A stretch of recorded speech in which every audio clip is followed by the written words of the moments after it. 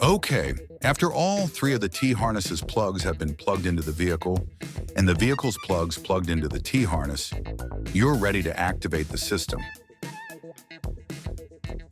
First, push and hold in the small black push button on the Fortin module.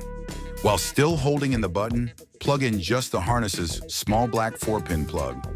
The LEDs on the module will begin flashing. When the LEDs on the module light up just red and blue, release the button.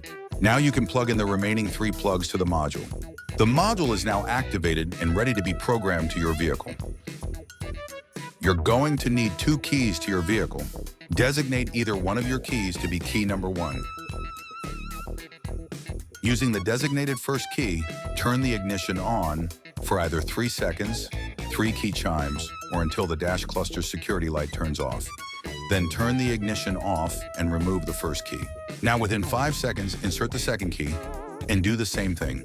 Turn the ignition on for 3 seconds or 3 key chimes, or when the security indicator light on the dash cluster turns off, then turn the ignition off and remove the second key. Now within 5 seconds, go back to the programming button and hold it in until the vehicle's ignition turns on. Then release the button. Now watch the LEDs on the module.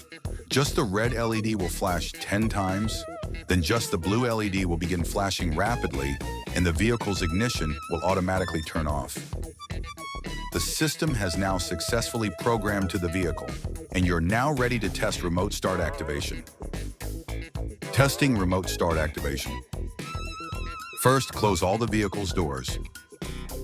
Depending on how you pre-ordered the system from us, your remote starter can be activated only one of 2 ways, either by slowly pressing the lock button on your factory remote 3 times, or by pressing the lock, unlock, lock sequence.